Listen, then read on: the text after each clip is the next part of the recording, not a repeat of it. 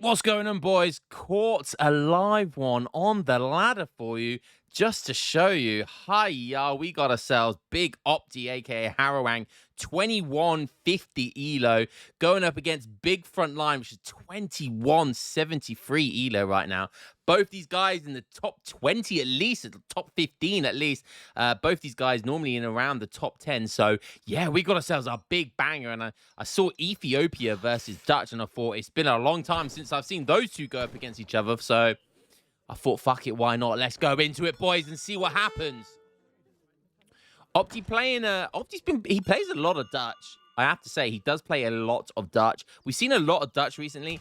It's one of those things, Dutch, although it's considered quite a low on the tier list, on, civilization-wise, a lot of top players do play Dutch. Like, a lot of top players play Dutch. So, are they really that bad? Hey. They do have the South Africa revolt, so they can't be that bad. Am I right? So we'll check in on interesting build here. So we saw, what did he just pick up? So he just picked up 50 coin. He picked up 40 coin before that. So 90 coin in general, in altogether rather. And that's almost the whole villager. So interesting to note here. We look at his, because I saw villagers go onto the coin at the start. Normally you aim for about 15 villagers, and that's including with the 3 that you send. But what he's done here is he's just completely disregarded that. He saw the gold treasures and immediately moved the villagers. If you guys want to rewind back and have a look at that, he immediately went onto food instead. So now he's going to be stuck to aging up with 14 villagers, but that could very dramatically change his age up time. So we'll keep an eye out to see what his age up time is going to be. It's going to be insane, isn't it? It's going to be insane. I mean, if he picked up this 80 food as well, it would be even more insane, but he's not going to risk it, I don't think. Frontline, I don't know why he's attacking. Maybe he's got an Aben coming in somewhere. Where's his Aben? There it is. Is he going to get there in time, though? I think it will. Can it outhill an Explorer and an Envoy? Well, there's only one way to find out. 800 foods come in. 2 minutes 27. Pretty good age up time. Pretty good age up time. He won't complain with that. Look how OP this Aben is. It's so insane. The 2 villager, 1 Aben card. You just keep your Explorer alive no matter what. Like, nothing's beating this in age 1. So good, man. So good. And look, just keep moving his Aben forward a little bit, getting little bits of hill. Look at that. The odd, like, hill there, here and there. Really nice play there by Frontline. He's backing up. Look at the HP. It can't make its mind up, look. Look at that hill, man. That hill's insane. That hill is so insane. Lordy. Now he's going to heal it up to max by the looks of it. Look at that golden armor. Beautiful stuff. All right, let's have a look at his deck. See what's going on. This is live. What is going on? Okay, what's he got here? That's the Aroma Migration. That's the Villager card. Okay, that's the Monastery one. A decent amount in age 2, but, predominantly age 3. So maybe we'll see some kind of semi-FF stuff, or maybe we'll just see the good old-fashioned Red Sea Wagon build. What's he aging up with? He's going up the Sudanese, so probably will just be going for the Red Sea Wagons. So he'll get 2 of them. Will he play that aggressively, or will he play it defensively? That's the question. So Opti's aged up. Frontline's not going to be too far behind. But how aggressive is he going to be with those two Red Sea Wagons that he gets? Because generally you put them both down as a barracks. We'll have to wait and see. Do we see a mountain monastery anywhere? Yes, we do. So that's 150 wood going down. Mountain monastery. He's chopped for that. Looks like he's probably chopped for... He's got snares in by the looks of it. So he's got both his, their equivalent of hunting dogs and steel traps. And now he's got very little on wood. He's picking up lots of... He picks up that influence very quickly. Because he immediately wants these Red Sea Wagons. And look, that's why. He had about 5 villagers picking up that influence there. And that because he's got that mountain monastery already built, he gets the tech immediately. And 4 minutes and 47 seconds, the Red Sea Wagons are out. And he's looking like he's going to be aggressive. That's what I like to see, Frontline. But Opti, Opti knows these timings. He knows what's coming, and he's scouting for it. He's ready for it, and he saw those red sea wagons. So he's going to be preparing for it right now, and there goes down the barracks already. He's on 2 banks.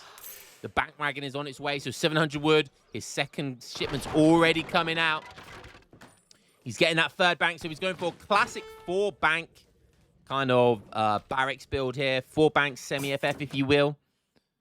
Where did the Sudanese... Oh, wow, he put the Royal Embassy all the way down here. Interesting. A nice way of gathering line of sight, putting that there. I like that. I do like that. And both the barracks are up here on the north. Very nice. Do have the House of Wettin over here and the House of Vaza, so there is potential for a little bit of eco play there with the Hanseatic League and the Torp, basically the 4 Torps. So 5 skirms coming in for Opti. Surely he gets... No, he goes 600 wood. So greedy. So no 3 Hussars or no 8 pikemen. Like, not going 8 pikemen versus this is super risky because... He's get Shotter Warriors. Like, Shotter Warriors are insane cavalry units. So that's pretty damn risky. I love this. Is Opti going to be picking up this 45 wood behind his opponent's base? Urus, Urus, Urus. What is that? That is a broken Bohemian window frame. That's a heavy-ass window frame for 45 wood.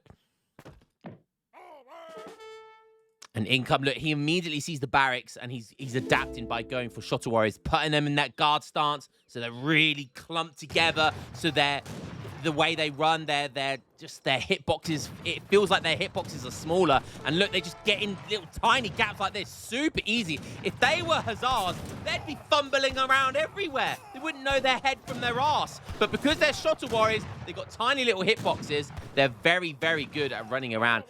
He decides to back up, though, because of the Minutemen. He does lose a few bits and bobs. Yeah, I was going to say, don't want to stand around and fight that too much. There's a couple of pikemen that are coming in now.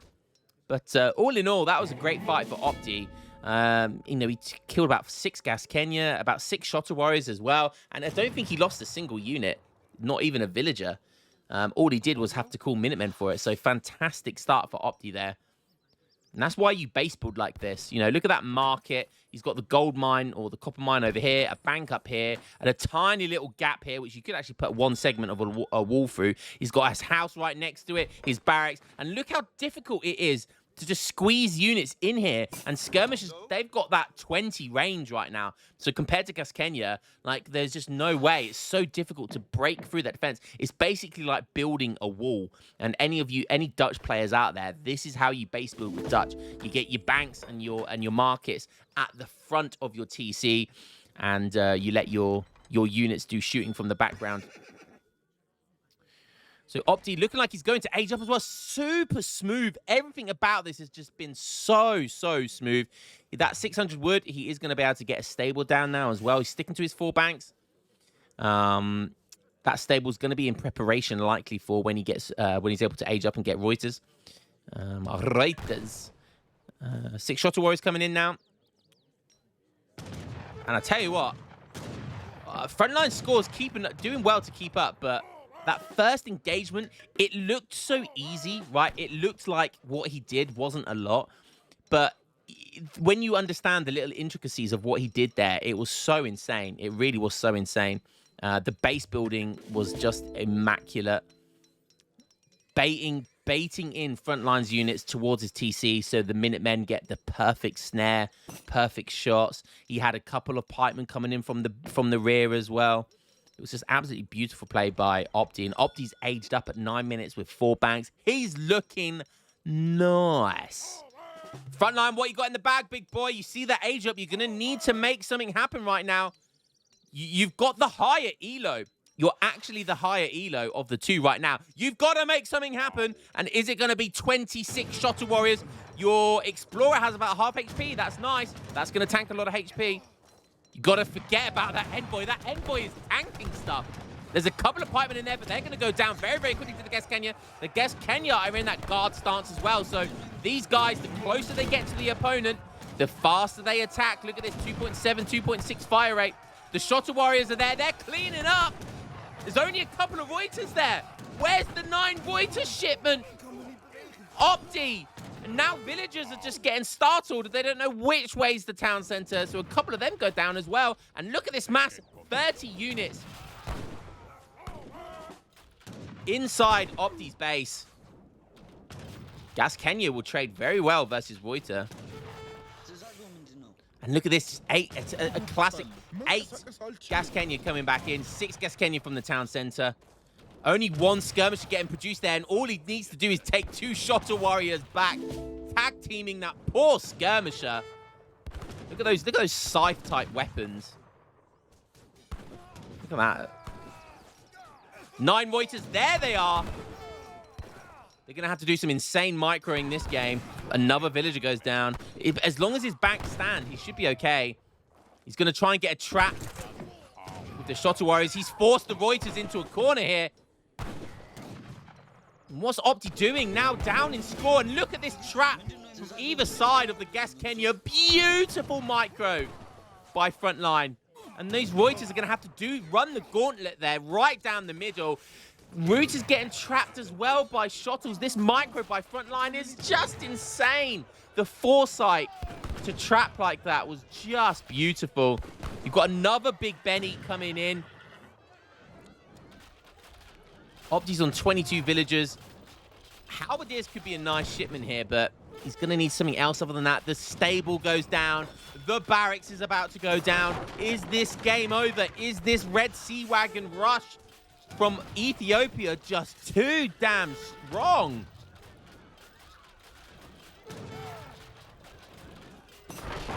Trying to get that stable back down. He's bringing his Explorer back, probably as a way. Oh, no, as a nice trap. He gets a snare with his Explorer, and the Halberdiers popping. The Halberdiers want to be on the Shottles, though, because they're like cavalry.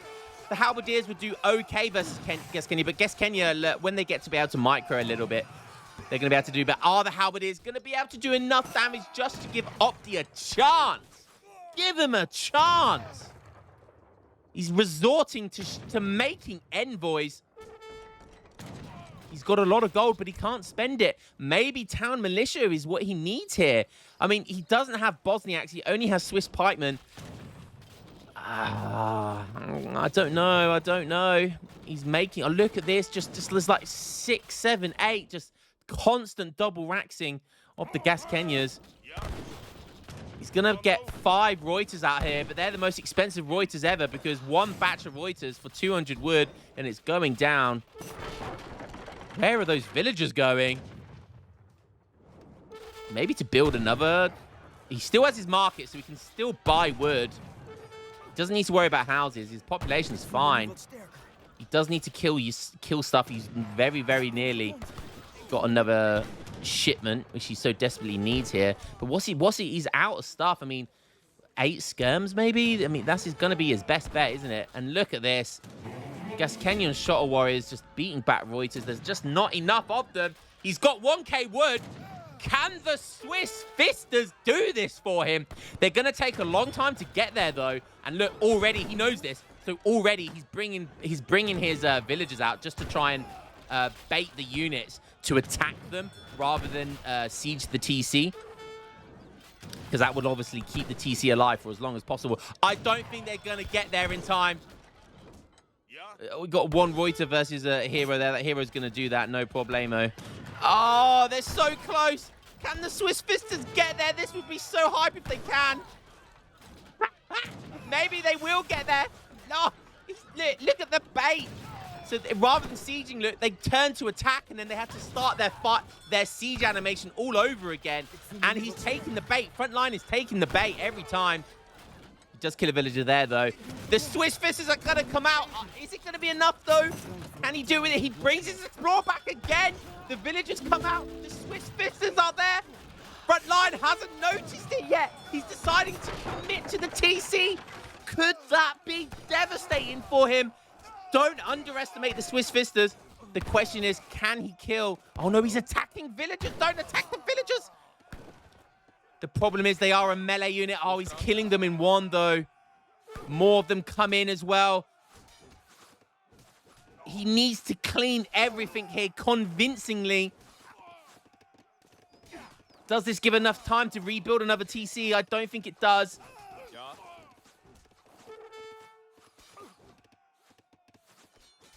Oh, it's just not quite enough. And he gives up. We got the Swiss Fisters, but it just unfortunately wasn't enough. Well played by both of these guys. That was a fun one. 15 minutes of pure fun. And non-stop action there. So really well played to both the guys. I mean, he could have rebuilt his TC, but let's be honest, I think it's over at this point. Front line, he was just chilling, staying in H2. Don't need to worry about the H3. Look at this. Using most of those important shipments here. Still had Guess Kenya hit points, which would have been really, really good. Had a couple of Zebel cattle still left. You know, just doing his own thing and booming, man. So really, really nice play. Got Max Abens there at some point as well. Probably got that with the 700 coin. Yeah, really, really nice. Well played by Frontline, being super aggressive with this walkout. The timing to get that mountain monastery. So when you age up, he had all of those villagers gathering that influence so he could get those red sea wagons out as quickly as possible. And that is what's important, saving every single little second. Every second counts. So have a quick look at the stats there, boys. And it did look like Frontline was aging up there, so he had actually started to age up. So all of that pressure and was still able to age up behind it. Look, just chipping away at the villagers. All resources gathered. It doesn't matter. Like, that's how strong Ethiopia are. Like, you know, the Big Benny. Look at those Big Benny hits there and there. Livestock. Pretty insane, pretty good civ. You know, that is the definition of an S tier versus D tier or C tier civilization fight right now. But both these guys, very similar elos. That was a fun one, guys. Hope you enjoyed that one, and I will catch you in the next game. Peace.